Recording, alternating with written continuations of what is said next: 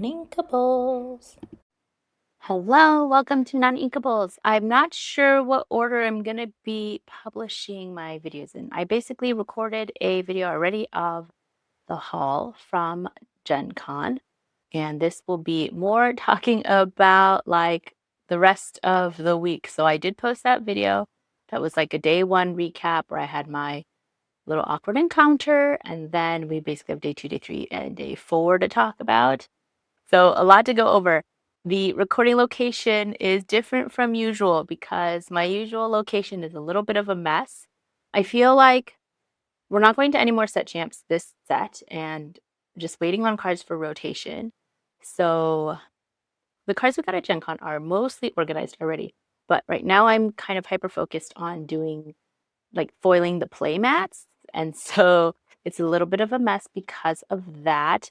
I'm working currently specifically on, Gary gave me a mat that I have foiled. I can't show it because it's not very Disney/family friendly. It's not like horrible, but anyways, it's just like a scantily clad anime girl. But I'm not going to be showing that. But that is the last one I worked on. And then in progress, I have a Tinc giant fairy, which I know JJ wanted, but also I was going to do for myself anyways. And I saw somebody with a foiled version at Gen Con. And of course, my thought was like, ooh, I could do this, but better.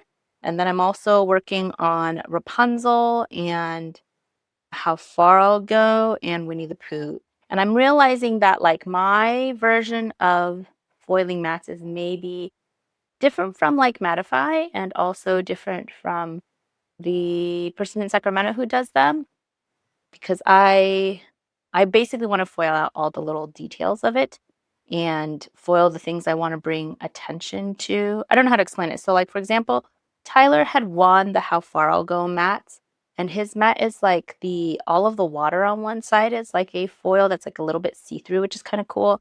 And then like the little flowers are foiled also with like kind of a almost see-through foil. Whereas I would probably like trace out the tiny little itty bitty details. I'm basically going to be putting my Cricut to see like the max detail we can do on that. But yeah, that is currently why the usual location is a little bit of a mess. And so I'm recording in my old location, which is the office. Okay, so let's talk about Gen Con. Okay, so Friday was the second day of Gen Con. We started it with another first chapter collector's quest. So essentially they give you 3 packs, you open them, you have a sheet of 6 cards that you are trying to get all of them, and you can trade with other people, and you get the Pluto promo for participation and the Anna promo if you complete it.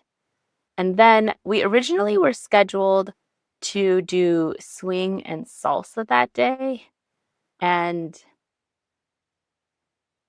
let me see what else I had on this schedule. Yeah, we were originally going to do swing and salsa, and I'm trying to just remember if that is the day where I decided that I was going to do core constructed all day. I don't think so, because I think I did that on Saturday. Let's see.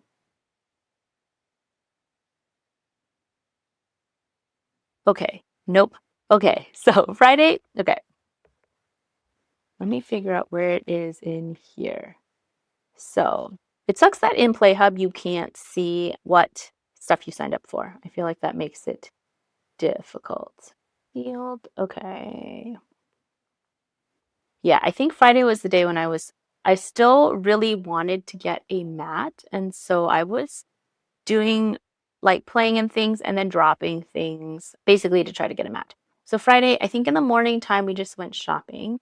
And then we played in a triple deck constructed.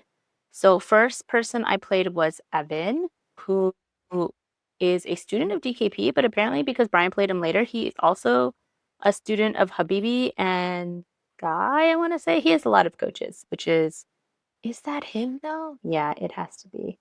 Okay, so we played in triple deck and we both had the exact same deck list. We just both used DKP's deck. So I lost the die roll, and we both banned purple steel. So first game, he was Amber Emerald. He went first, he won. Second game, I was Amber Emerald. I went first, I won.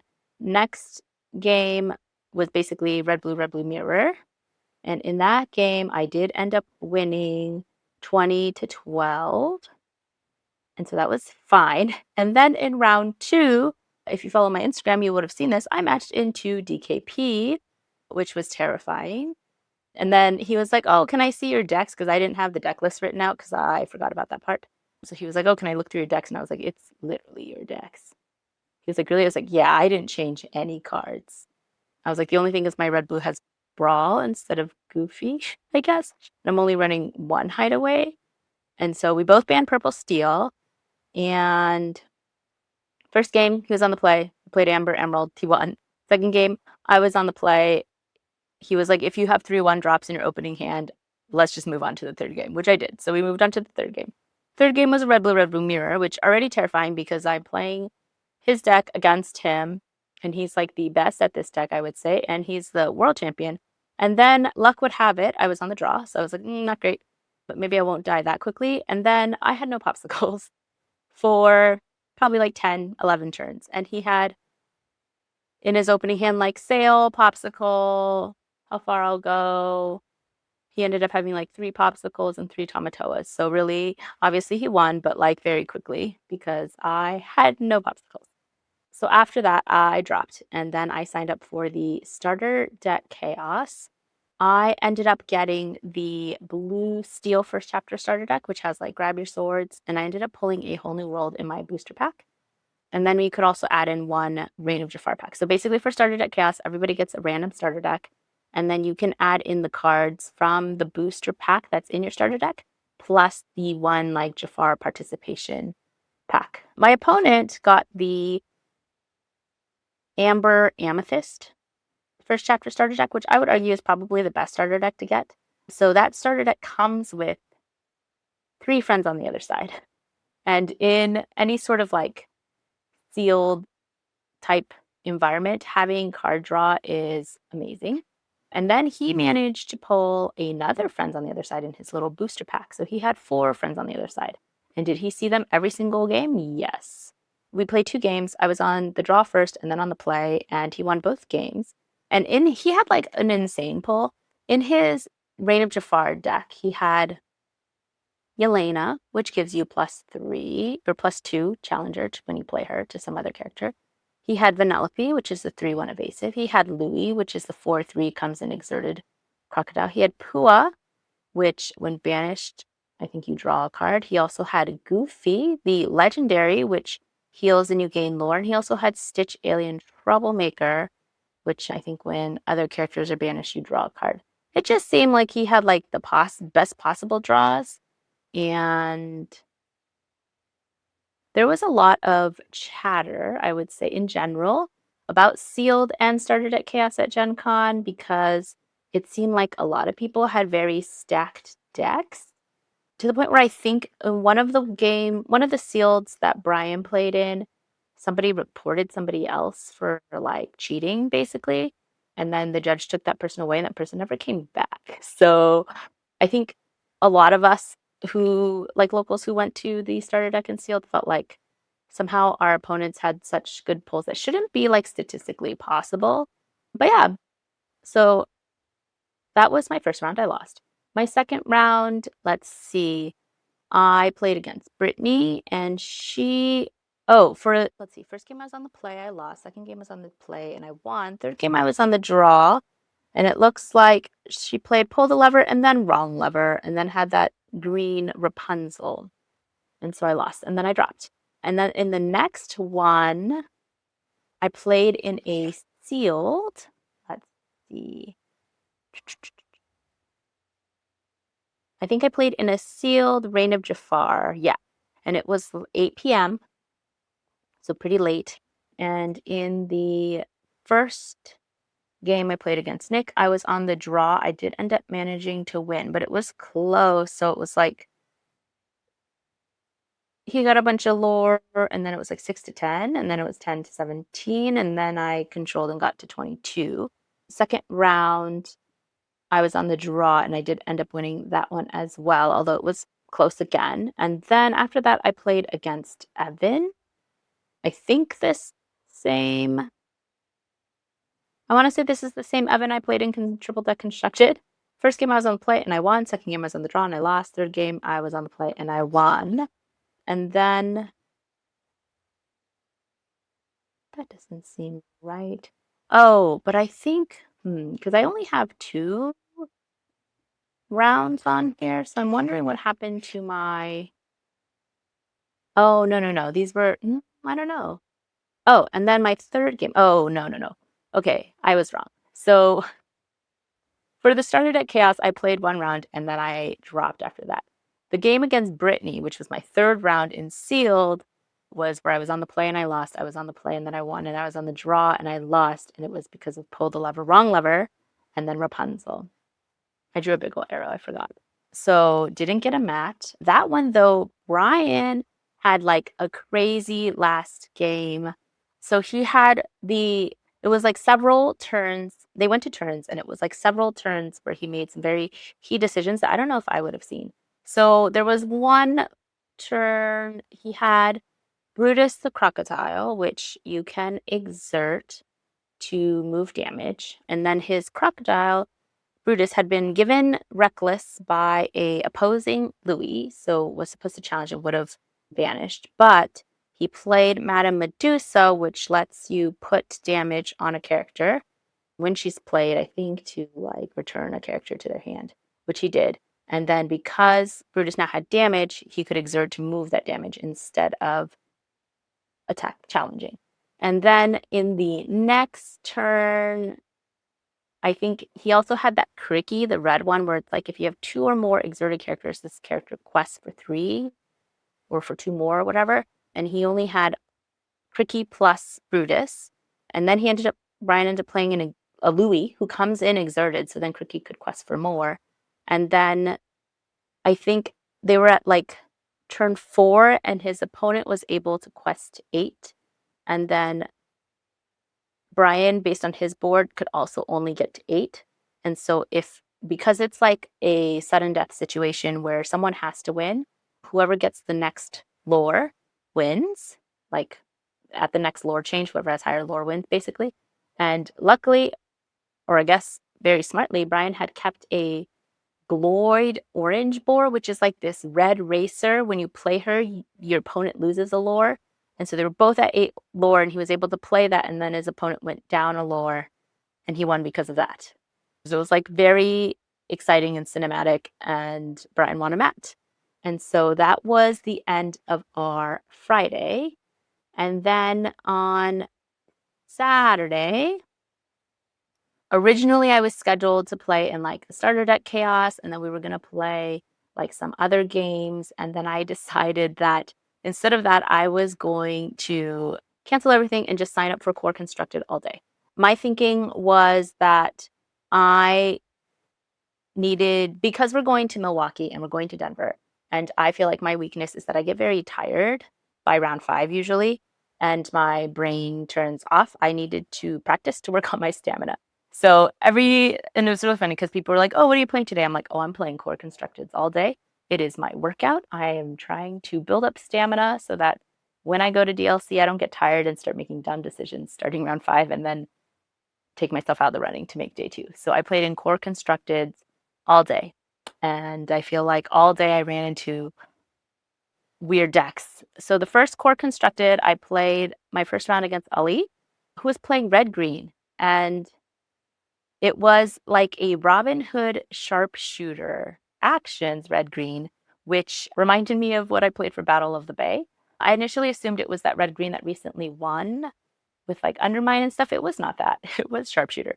So first game I was on the draw, and he got to like 11, 12 lore, and I was only at 2. And then at one point we were both at 11, and then after that, red-blue did red-blue things. Second game I was also on the draw, and I ended up losing because I did my math wrong, and I forgot that as red-green he has a Pirate's Life. So I was like, oh, he's at 7.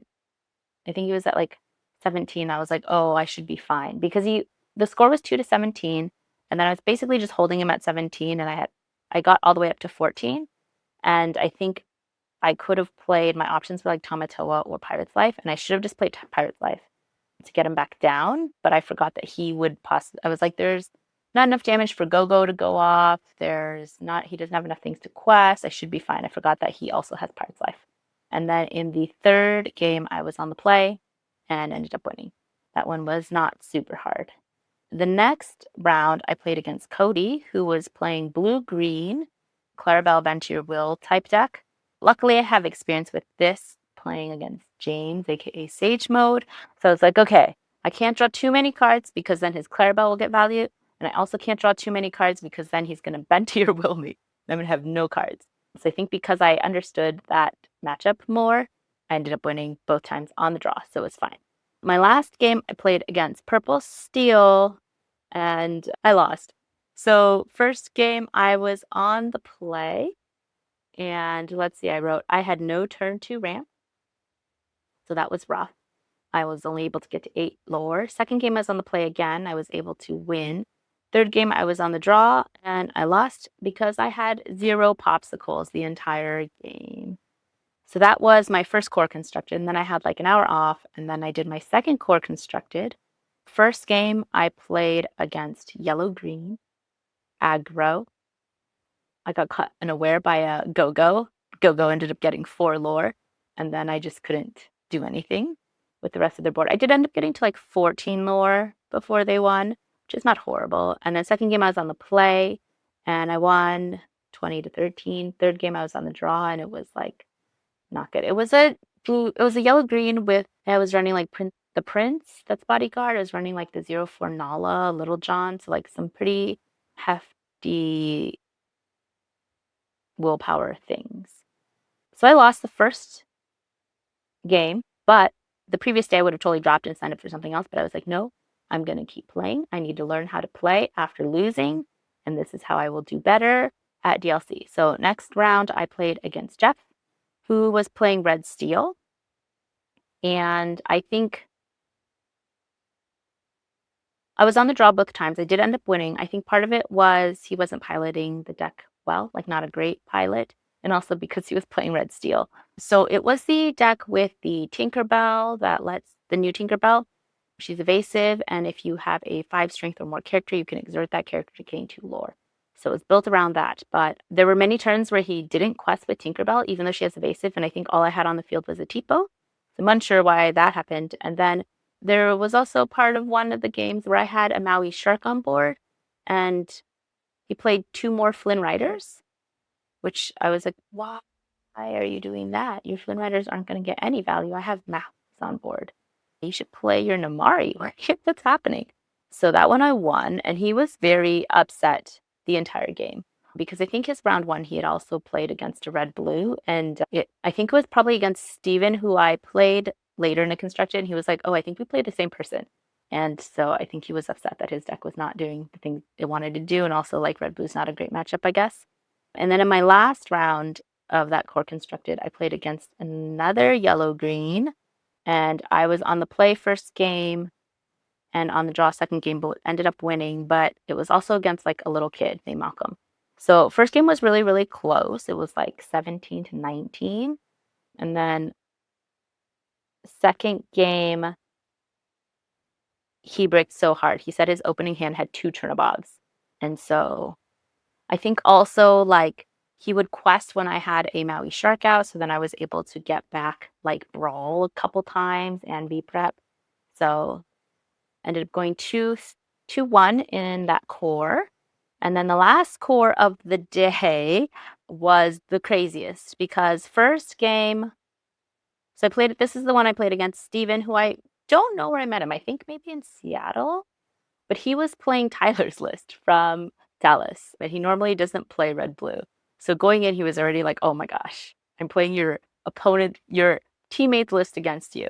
And I won the die roll. First game was very long. I was on the play, like we kept Pirates lifing each other. So we were both at 5 lore together at some point. It was 6-7, and then 11-5, and then I got Pirates life. So then I went to like 7-9, and then I think at one point I Pirates lifed him back. So then it was 11-7, and then he Pirates lifed me. So then we were 9-9, and then it was 11-11, and then 12, and then 10-13, and then I ended up winning after that. The second game, I was on the draw. I had no turn 2 ramp and no popsicles until he was already at like 15 lore. So I lost. And then the third game, I was on the play. We ended up going to turn, and I ended up winning on turns because I had higher lore, because I think I had a pirate's life. The next game in core, I played against Ray Ray, who was playing Blurple. First game, I was on the draw, and I ended up winning that game. The second game, I was on the draw again, and that one I ended up losing. I didn't take any notes, but I was at 19 lore, and he was at 3. And then I think he just, everything I played, I think, oh, I remember now. I was at 19. I just needed to get one character to stick. And I drew like a manor, which died. He had enough stuff to get rid of my manor. I drew a Maui, hero to all, so it doesn't quest. I drew a B prep. I drew another Maui, and then I drew a Tipo. And I was like, just don't kill my Tipo. I just need my Tipo to survive. He didn't. So I ended up losing. And then our last game, I think, started in turns. And I think we both went turn 1, either popsicle or develop. Turn 2, we both played Tipo. And he thought he was probably going to win. I was on the play, but he had a goat to play on turn 3 when he had 4 ink. But then I had a manor, so I played a manor on turn 3. And so I ended up winning because of the manor. And then in the last round, I played against, this is either Rick or Rich. I can't read my own handwriting. And he was on Amber Steel. I won the die roll. First game I won. Second game, I was on the draw, and I had to keep him at 19. But I did end up winning that game as well. So I finally got a mat after a full day of playing core. I partially picked core because I wanted to build up my stamina, and also because I didn't want to play any more sealed or starter decks because I felt like I would just go in thinking that my opponent was cheating if they had a good deck. Brian did end up playing in another sealed, I think in Arcasia's Island sealed, and he did win another mat. So Brian ended up getting 2 mats, and I ended up getting 1. And in my full day of core constructed, I played 9 rounds, and my final record was 7-2. So pretty good, I would say. And that was my entire Saturday. And then on Sunday, we originally were signed up for like core constructed and triple deck. I ended up canceling all of it because I was like, I got my mat. That's all I wanted. Also, I am Lorcaned out. But we did play in a collector's quest in the morning because it was first chapter, and also they had some issues with the person's badge stopped working, so they couldn't open the room. So it didn't start until like 8:20. So they gave us 2 Ana promos when we finished our quest. And so now we have a full playset of the Ana. And I did upgrade that day. So there's like the regular random set of 6 cards, and then he gave the option for 6 people to upgrade. I thought I would be able to do like the regular one plus the hard one, but it ended up being like a switch. But I guess the benefit of doing the hard one is like there's only 1 copy of that in the room, so it's a lot easier to get the cards you need. And mine ended up being Lion King themed, and there were 2 Simbas that were rares plus a B prep that I needed to find. So it was actually easier, I think, for me to find all those cards because nobody else needed them. We got the 2 promos, and then the rest of the day we shopped for games. We bought Positano, which is like this game where you're like building condos, and it's like on a stepped like terrace, basically, kind of like Cinque Terre. And then you want to have like an oceanside view. And each round, you and your opponents like bid for location, materials, and like how many pieces you get. And so Brian and I played that pretty much the rest of the day. And I feel like in classic green steel fashion, he would just bid for the like lower level ones and then just build his things really high to block the view of all my stuff on the upper levels. But we ended up pretty much like switching off who would win each game. And I think it would be more fun with more people. So I'm excited to play that game. So that was it for Gen Con. Got back on Monday, and then Monday night I played my MGL match, and it was against green blue items. So basically my opponent played with himself and won. And I was like so annoyed. Right after I was like, does he even want to play the game? Like he's just playing by himself. Why are you playing a multi-person game if you don't want to play the game? And then Tyler had to point out that that's basically what we did in set 4 when we played red blue items. And I was like, ah, you're right. Because I was like, I hate this deck. I hate it more than even like Bucky era. Because then at least you were like, oh, maybe I can draw a card that will bring me back into the game. But like when you play against green blue items, they just like ink stuff and play items and you go, cool. What I should have done is gone with my initial instinct, which was to play hyper aggro. So I'm pretty much out of the tournament now, which I think is fine for me because if you've been following the podcast, I was kind of on the fence about playing in it at all because it's like a weekly commitment, which I feel like is not my strong suit. And I'm already bored with this set and I just want to know what cards are getting reprinted so we know what we can play for rotation. So I can start practicing for that. Because I feel like all the big tournaments for this set are over. I think we have a local one on 823 that Josie is hosting, but I can't go. So to me, the season is over. I think for that one, it's on the 23rd, and I think you have the ability to win some pretty cool stuff. It is, let's see, Bippity Boppity Brawl, the correct one, Reign of Jafar. First place gets a foil Cinderella promo. Second place gets a foil Let It Go promo. Third place gets a non-foil Baymax. Nope, third place gets a non-foil Rapunzel. And then I think fourth place gets a non-foil Baymax. And then fifth through eighth get like a Disney blind box. That's if it's more than 50 players. And then the pricing I think is different for if it's more than 70 players. But basically, first place for the foil Cinderella, second place for the foil Let It Go is the things that I would want to try to win. Entry fee is $50. I'll put a link in the description down below. But I can't go because it's our daughter's birthday party, and so we will be at that instead. Her birthday party is going to be at Jamboree. I've never been there, but I remember trick-or-treating there as a kid because my parents would just drop me off at the mall, and that was one of the places, and they gave you like magnets, which was pretty cool.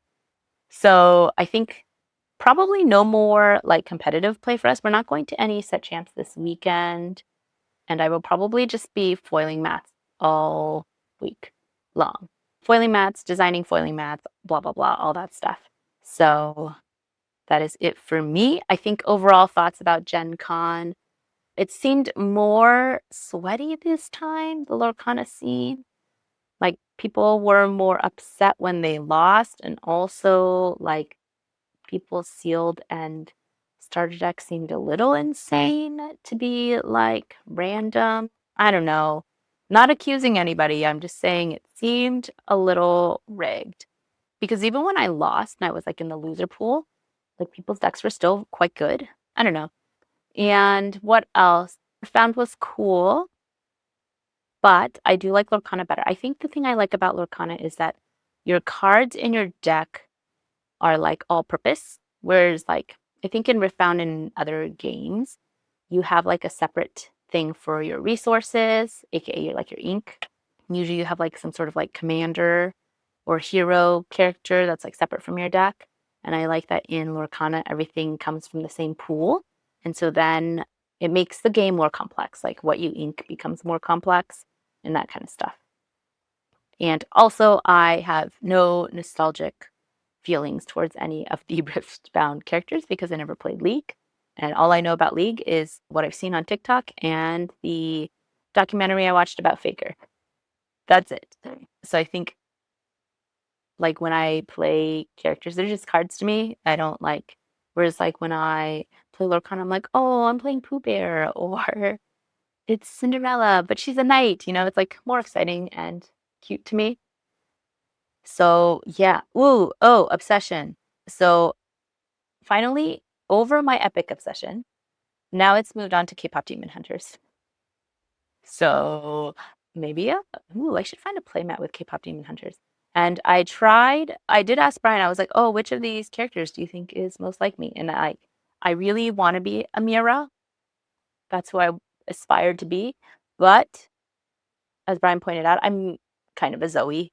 after watching the movie several times, I was like, yeah, you're right. I am a Zoe, even though I really want to be a Mira.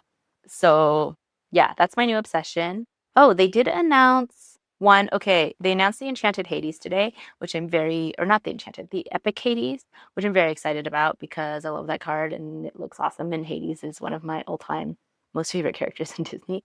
So that I think will be my chase card for this next set. They also announced like the collector's quest that's going to be happening at Disney California, and it is Belle, and it's like that really cool foiling where it's like almost an enchanted, it looks like. So hopefully I am going to Disney in September with one of my best friends who has never been to Disneyland. We've been to Disney World together, but she's never been to Disneyland.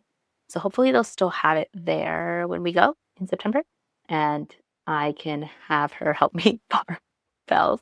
And then they also announced all these like promo cards you can get on the Disney cruises. And I was going to go on a Disney cruise anyways eventually, but now it's like even more impetus to go. And it has the cool, like, it's basically the pirate, like mini Mickey Goofy, but the thing that differentiates them and people will know that you got it on the cruise is that there's a little bit of like wave art in the card. So almost like the altars that some of the artists, like not official artists of Lorcana, but like artists at different conventions that will do where they're like draw on the cards.